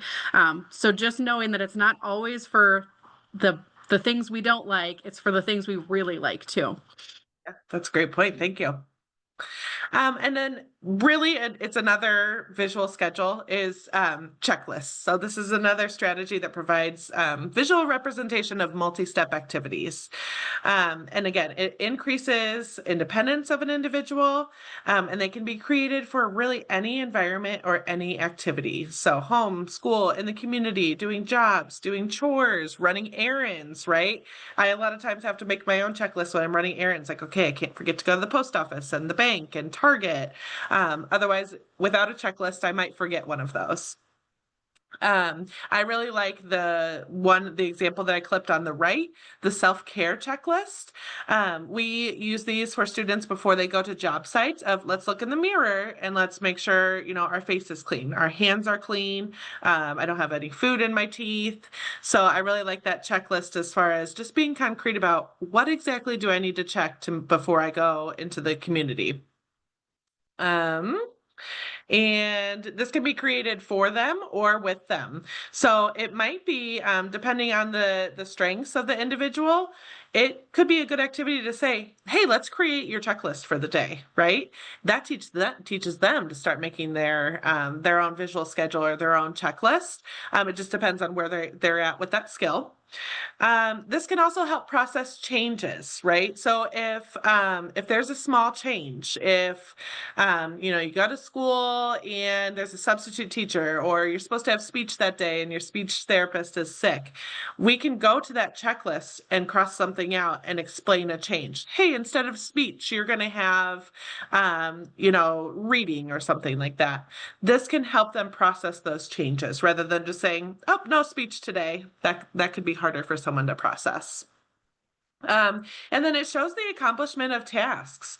One BCBA that I'm working with, she is big on when we cross something off our to-do list, that in and of itself is rewarding. It's called negative reinforcement, right? So just getting a task done is exciting to us, right? It feels good to cross something off of our to-do list, to be like, okay, that chore is done. That errand is done. Right? So I did this. I'm going to be proud. So just being able we have a student who loves to check things off. We have students who love to cross off. We have one student who starts at the left, very, very left part of the sheet and has to go all the way to the right, but that is his routine, and he gets satisfaction out of being able to cross his things off of his to-do list, which I think is great. And then again, just like Melissa was saying with the environment, organizational tools can help us set up the environment, and that helps with executive functioning difficulties too. And again, they allow for more independence, less frustration or distraction, and really any task, activity, or an environment could be set up to be organized to better support their executive functioning. So there's an example of a binder here that shows exactly what color is what activity, right? So without that, it might just be a binder full of lots of papers. It may not mean something to somebody, or it might take them a lot longer to find, okay, let's go to your calendar page. Let's go to your math part, right? So it's going to help them be able to process the direction and get to that next step. I also like this before and after. This is a picture of a drawer. If I need to find my socks for the day and my drawer looks like this, it's going to be a lot harder to find my socks, put them on, and then get to my next step as opposed to this, right? The after. So just setting up the environment for success can really help with those executive functioning pieces. And again, lots of color coding systems. And we use a lot of task boxes too. So a student may have a strip schedule where it's, okay, you're going to do the red task box, and then you're going to do the orange and then yellow. And they pull those out, and that helps them know exactly what they're going to do. And then they do it and they put them back and they're done. And again, it's going to increase that independence and that ability to follow through with tasks than if we just said, hey, do those 3 boxes, right? So just some tips there. And then behavior. So we're going to get into just a few tips on behavior, and then we'll get to questions. So the reason, like I said at the very beginning, the reason I got into behavior coaching from being a speech language pathologist is all behavior is a form of communication. So when we see somebody exhibiting a behavior, they are trying to communicate something, right? So I like this iceberg visual on the top. We see the behavior, right? This is all we see is what behavior the individual is exhibiting. But underneath all this is maybe what they're trying to communicate or the cause of the behavior, right? It could be, I didn't sleep last night. It could be, I'm really stressed because, mom and dad are on vacation. So my schedule, my routine is changing, right? Grandma and grandpa are watching me. It could be hunger. It could be, I missed breakfast this morning. I had to get on the bus, but they're communicating that through their behavior, instead of, verbally in a message that we can understand. And all we see is that behavior. So our job is to interpret or translate that behavior and to kind of figure out the why underneath that iceberg, if that makes sense. Did you want to say something, Melissa? I was just saying, when we were preparing for this, I love the one on the right.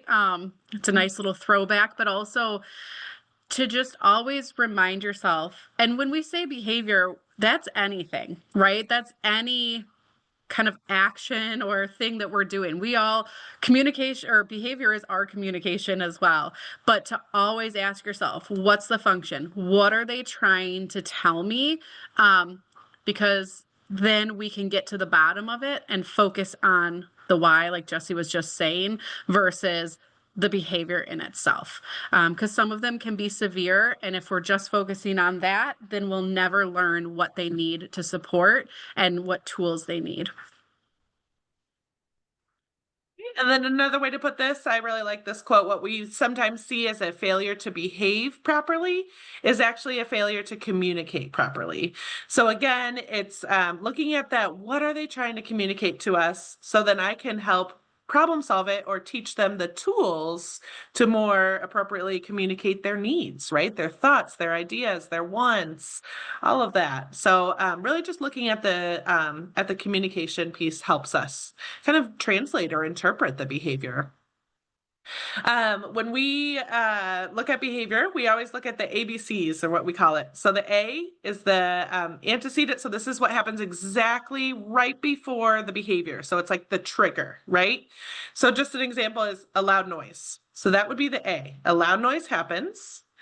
B is the behavior. So an individual, if they're hypersensitive to sound, might scream. C is the consequence. So what happens right after? It's not the punishment. It's, the word consequence, it's not meaning what's the consequence they were given or a punishment. It's just what happened as a consequence of what they did, right? Was it they avoided the stimulation? Was it that they avoided, a large crowd, or they were trying to communicate that they were hungry, they were trying to get food? And it literally could be anything. So we always look at what happens right before and then right after a behavior. And that helps us to figure out some triggers, right? To lessen those triggers. And then it helps us to figure out that why. And then we can teach those skills to get that why met. So for the example of, somebody screaming, if there's a loud noise, instead of, we can teach them, instead of screaming, we can ask for headphones, or we can ask to leave, or, we could ask for help covering our ears or something like that. So it's really that interpretation of the message And figuring out that why, or what's under that iceberg, is what helps to shape behavior, right? We may only look at, somebody may only see that screen, but our job is to figure out what's underneath that screen. What's that why? And how can we help them get that why met in a more appropriate way? So what we call that is a replacement behavior. So this is what we teach them to communicate effectively to get that need met. So again, if maybe a child has behaviors when there's loud noises, we can teach them maybe to point to a picture to request noise canceling headphones. Or if a child splashes water in the sink at other students in the bathroom, this may or may not be a real example. If a child with autism, he splashes lots of water in the sink because he wants to play with students in the bathroom, we can teach him, rather than just saying, nope, no splashing in the bathroom, we can teach him ways to interact with students in the bathroom more appropriately. So we look at that and we see, oh, underneath that iceberg, it's, oh, I want to play, I want to talk to you, I want to interact with you. Let's teach him more appropriate ways to do that instead of splashing. So that's just a little bit about, like the replacement behaviors and a little bit about what we do as behavior coaches. And then I really like this visual. If they don't know an appropriate behavior, let's teach them one. Rather than just saying, no screaming or no splashing, or no running, right? We want to tell them what to do. Let's say, how are you, instead of splashing? Or, the student really likes to play now, rock, paper, scissors, right? So that's his way of positively interacting with peers instead of splashing water. Yeah. Whenever we're looking at behavior, we always want to think about what we want them to do, not what we don't want them to do. Because if we just say no this, no that, either they're focusing on the thing they're not supposed to be doing, or if you aren't teaching them a replacement behavior, they're still going to get that need met. And more than likely, something less socially appropriate is going to come out first because it's going to have a higher impact than something less or something more socially appropriate. But if we're teaching that socially appropriate behavior and we're consistent on honoring that socially appropriate behavior, that's when we're going to see them do that more often. Absolutely. All right. And then, so we always focus on, preventing and teaching appropriate behaviors and all of those, and so many proactive strategies. We've spent most of our presentation, teaching those visual supports and how to create that supportive environment, honor communication, provide all those sensory supports. All of those are great preventative strategies on how to, really support an individual and hopefully prevent any, higher level behavior. But sometimes those behaviors do happen, right? And so I found a resource, the Autism Consultant, and she describes 9 strategies to help if, an individual, these are specific for people with autism, but I think they're just good de-escalation strategies in general too. And so we're going to touch on those really fast for about 5 minutes, and then we can get into those questions. So if, like I said, if, in the community or at a job or at school, at home, anytime somebody's having, trouble maintaining their regulation or they're really upset, these are just some tips in order to support them and hopefully de-escalate the situation. So the first one is avoid arguing, lecturing, or reasoning. So during a meltdown, an individual's emotional brain is more active than their thinking brain. So we do a lot of talk about having our emotional brain or our thinking brain. Our emotional brain is when we're more in that fight or flight. And, think of if you're really stressed, if you're driving to work, right? And somebody asks you a question like, what's for dinner tonight? Our emotional brain is going to go, I don't know what's for dinner tonight. Don't ask me, right? That's when our emotional brain is more activated. We are in fight or flight. We're not processing as well. We're not calming ourselves as well. So same thing here. They're not in that, that more logical thinking, planning part of the brain. They're in that emotional, that fight or flight, that survival part of their brain if they're entering a meltdown. So their reasoning, I like how she put it, the reasoning part of their brain is on hold, right? It's on hold until that emotional part of the brain calms down. So the biggest tip is less verbal communication during these moments. So verbal information will not be processed and might only escalate the individual more. And again, I always, when I'm teaching behavior, I always just refer back to myself. If I come home upset and somebody's asking me, what's wrong, right? Tell me what's wrong. Tell me about your day. That's going to upset me more if I'm just needing a moment, if I'm already heightened, right? So less verbal, and just like we were saying before with all the strategies, more visual, and even just some time and space. When they start to re-regulate, that's when we can kind of start the reasoning part and okay, next time this happens, here's what we could do. The next one is provide choices. So giving choices provides them with more control in the moment. So these should be acceptable, positive choices. So it shouldn't be, do you want to do one problem or 100, right? But it could be, hey, it's math time. Do we want to do 5 or 6 problems, right? That gives them more choices. It's my kids, they have a couple different types of toothpaste. So it's today, do you want to use the blue toothpaste or the green toothpaste, right?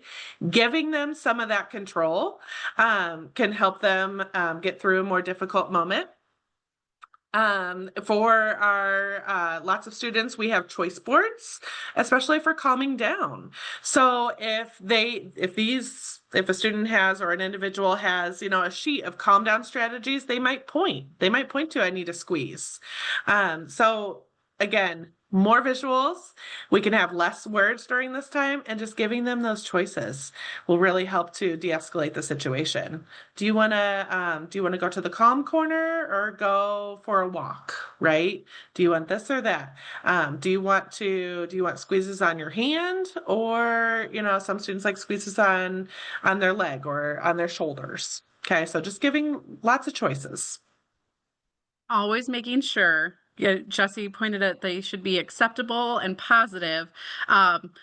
Make sure that you are okay with whatever choices you give. You don't want to give 2 choices where one, you're like, man, I really hope they pick that one. Oh, they picked the other one and now I'm not so happy with it. Or you also don't want to give choices that you don't have control over. So you don't want to say, oh, well, do you want to talk to me or do you want to go talk to the social worker when you don't know if the social worker is available to them. So making sure that that they are totally, like, you're okay with whatever choice and you have control over it, because if you are promising them one thing and you can't deliver, we break down that trust, and then that relationship needs to be rebuilt. Right. And then I'm just going to touch on the rest. And like Bianca said, you guys will get the slides too. So I'm just going to touch on these quickly. Remaining calm ourselves. I really like this visual of co-regulation. So behavior really influences behavior. How we respond to somebody's behavior is going to affect how they then respond to us. So it is this, sometimes in trainings, we use the infinity loop, right? Because our behavior is going to affect their behavior, which affects ours, which affects theirs. So as calm as we can be and regulated ourselves, that's going to help them remain calm. If we get dysregulated ourselves, then that is more than likely going to dysregulate them further. So just being as calm as we can. If we can't be calm, if it's possible and safe to do so, taking a break. If you're caring for an individual and you're by yourself, that I know that can be harder, but taking a break, and then just remembering that why behind the behavior, and seeing the bottom of that iceberg that we showed earlier. This is not because they don't like me or that they're choosing to do this. There are some things under that iceberg. There's a reason, there's a why, right? So that kind of helps me just see that why and stay calm myself. Respect personal space. So I know, again, I always use examples of myself. If I'm upset, people coming in closer may just be more heightening I personally like time and space. And so just making sure that we're respecting the personal space. Our instinct a lot is to go in, maybe give hugs and things like that, but that could be triggering for somebody. So just making sure that we're respecting their personal space. Some students will ask for squeezes, and if they ask, absolutely. But other people, if they are upset, they might need increased personal space. So just, making sure we're respecting that personal space. Giving a redirection if possible. This could be done early. So, for example, if a child is upset because they have a substitute teacher, redirecting them to a preferred activity of, hey, let's go find your favorite book or your favorite puzzle. Engaging them in another activity helps keep the thinking brain activated instead of the emotional brain. So if they get engaged in something else, that can kind of help the dysregulation or kind of the anxiety start to swirl. This is the same really for anybody. If we're upset about something and we maybe do a Sudoku puzzle or we, read our favorite book or something, that can kind of help redirect from steering into our emotional brain, if that makes sense. Okay, and then encourage communication. So attempt to have the individual communicate the problem if they're able to do so. This could look very different based on their abilities. Some people may be able to tell you verbally. Some people it may be a sign. It may be a point or a gesture, or it could be even just putting their head down is communicating that I need a break, right? So it's going to look so different. But just this helps us to identify the source and problem solve of, again, what's under the iceberg and how can I help them? And then honor and validate the communication. Lots of times what they're telling you is true. And so being able to just, I hear that this math is hard for you. Thank you for telling me. Or I hear that this is loud, or that this, that we don't want to, go into a big crowd or something. Thank you for telling me. And that is honoring and validating instead of getting into that arguing. And then encourage movement. So movement can help calm and regulate the body. It's not always possible, but we can attempt to elicit it. So things like swinging, walking, going on wagon rides, rocking. I have a student that he loves to just stand with you and hold your hand, and he rocks, and that is very soothing for him. So anytime he starts to get dysregulated, we hold hands and we rock, and even just that calms his body, gets the input that he needs, and it's just soothing. So encouraging movement is another great de-escalation strategy. And then avoiding overstimulation. So during a meltdown, dysregulation or escalation. So just try to avoid that excess stimulation. So crowded areas, noisy TVs, bright lights, strong smells, lots of verbal input. I know at the dinner table, if the other night, my almost 8-year-old was getting upset, and then I was like, okay, there are 3 people telling him what to do now. Let's reduce the verbal. So just being mindful of the environment and making sure that it's not overstimulating. And like it goes back to one of our earlier tips too, of maybe there's, a calm space that we could go to avoid all that extra stimulation that would help de-escalate them. And then encourage deep breathing. So this could be practiced. This should be practiced when they're calm, not for the first time when they're upset. So these are things that we can practice when they're calm and regulated. Hey, let's practice. There are tons of different strategies. Pinwheel breathings. Let's smell cookies. Smell pretend cookies. We can do balloon breaths where you pretend to blow up a balloon. Lots of different things.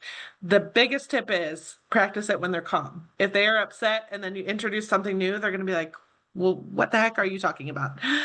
So just making sure that we're practicing it when they're calm and that they're familiar with the strategy. But deep breathing really helps to calm that central nervous system and regulate the body. This is something that we might do naturally. We're not even aware of when we are overwhelmed. We go, that is us self-regulating. And in moments of dysregulation, we can help them to regulate by encouraging that deep breathing. Lots of students love the pinwheel breathing. That's a popular one. So Dollar Tree pinwheels, that could be a great calming exercise. Okay. And then we just shared some insights, and we'll let you guys kind of read those on the slides as you get them. But take the person's lead. If they really like something, join in on that. See the world through their eyes. If they're saying that something is overstimulating, or if they're having trouble with transitioning somewhere, walk through there and see what might be going on, what could be upsetting them in this moment. Use their interests and their strengths. So when you play with toys that they're really interested in, they're going to engage more with you. Use their interest in academics or the job they choose. If they're really interested in farm animals, for math, let's count farm animals, right? Let's count how many, are there more horses or cows, things like that. So just really capitalize on those interests and strengths, or this enthusiasm. Presume competence. I really like the quote, not being able to speak is not the same thing as not having anything to say. And if you can, check out this video. It's a really neat video of an individual. He uses a spelling board to spell out messages. So he is non-speaking, but he makes amazing messages through a spelling board using partner-assisted communication. And it's just an amazing video and story. So I really like that message of, just because maybe they're non-speaking or speaking less than somebody else, it doesn't mean that they don't have anything to say. There's lots to say. And then this goes back to our quote at the beginning, individualize. So individuals with autism benefit from an individualized, person-centered approach. We look at all their strengths, kind of all their profiles, and try to support them with the most individualized approach that we can. And that's what sets them up for success. And we really like this quote, when a flower doesn't bloom, you fix the environment in which it grows, not the flower, right? So if our plant or our flower isn't blooming, we might see if the soil needs to be richer, water it more, or things like that. So that's what we try to do with people with autism. We can help the environment and to set them up for some success and some support so they grow. And with that, we can take some questions. Did pull up the chat just to make sure we honored some of the ones from before. So one came in earlier. Do you have any recommendations for encouraging verbalization? Everything we shared. I would say, Jesse, you're the SLP. So yeah, I think, setting up it again, it depends on the individual's characteristics and strengths and things like that, but just as many opportunities to communicate as you can give them. If they are non-speaking, using those assistive technology pieces that we had talked about. So it may be low tech, it may be pictures of different things that they like, and they point, and then we can model, oh, you want the car. So it's hard to give specific examples without knowing the individual themselves, and all of the things, but just lots of modeling, lots of praise. And then we always say model without expectation too. So if they do get frustrated with, okay, say this, and we're expecting them to verbalize, that might actually decrease some verbal output because they might get frustrated. So model for a while without expectation, and you'd be surprised what they'll produce. I'm doing that right now with my own 1-year-old. I say lots and lots and stuff, and all of a sudden she'll say ball without me saying say ball, say ball, say ball, right? So just lots of that. And then speak to a speech language pathologist if you can, and they are going to have lots of individualized approaches once they get to know the individual more. But those are my general tips. Bianca, I did just want to check with you. Is it okay if we go over a few minutes to answer questions? Yeah, that's fine with me. I just want to be respectful of everybody's time. If you're okay with staying on, I'm okay with it. Free resources for pet cards and things like that. We talked about several of those. The 3 named ones are not free, but Google is your best friend on finding resources for picture cards. There was a question here about a verbal a verbal person, but experiences selective mutism. So any pointers on how to support and facilitate interpersonal interactions? I think, again, going to that low tech and honoring any form of communication. So verbal communication can be really hard when we are in that emotional brain or that fight or flight. So if we have some students who, if they need a break, they might, put a sticky note on their desk because it is harder to come up with those words verbally. They might point to a picture. They might we have some students that have like a green and red card, and when they're on the green, they're good. But if they need a break, they just turn it to the red. So just giving them strategies to communicate kind of where they're at without pushing for the verbal, if that makes sense. Does receptive language improve with autism, or is it something that can be difficult to improve with age? That's a good question. It definitely can improve. I think of as many supports as we can put in place, and lots of visuals, and again, speech therapy can work on that receptive communication. I've seen lots of individuals, go from being able to process one-step directions to they are, following multi-step directions, again, with all of those supports and teaching strategies put into place. Definitely something that can improve. It may still be delayed when compared to their same aged peers, but they can still improve, if that makes sense.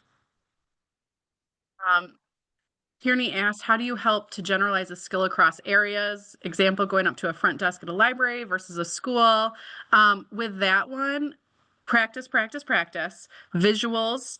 And I would say it's really important to teach the skill in one spot first and get it down, and then begin to expand it and be able to identify any tweaks or changes that need to be made. But if you try to teach across multiple environments to begin, it'll typically take longer for them to just master that skill. So learning it in one area and having a good mastery level there gives them a little bit more success once you start to teach that generalization piece. Mm-hmm. Hold on. Hold on, I'm just getting to the next questions.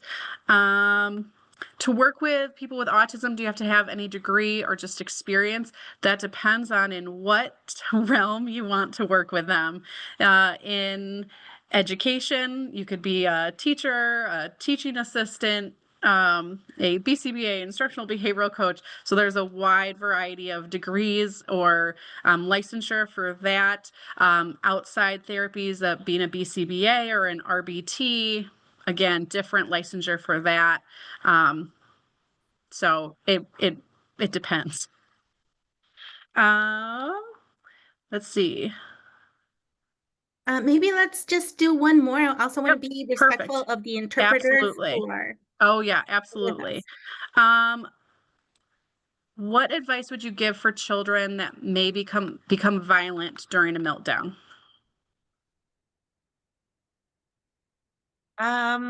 It's going to depend on so many specific situations, but all of those de-escalation strategies will be very helpful and useful. And then we can have, preventative strategies as far as if they are self-harming, maybe having some measures of not being, if they hit their head, maybe having a helmet or a pillow or something. If they are violent towards or aggressive towards others, increasing that proximity, or making sure that we set up the environment so they aren't near something that could be harmful. So just lots of preventative and de-escalation strategies. Yeah. And then, go ahead. Sorry, I was just going to say, and I think going back to the why. Yes. Why are they doing that? And what can we teach them to do instead? Absolutely. Yes. So, yeah. Great. All right. Well, thank you guys all for being here today. We appreciate it. Thank you so much. Yes, thank you so much. A big thank you to our interpreters, Anna and Ismati. Thank you so much. We will email out the slides, and please do the CEU survey. Thank you, Melissa and Jessica. Wonderful Thank presentation. you. Thank you, Bianca. Bye. Bye.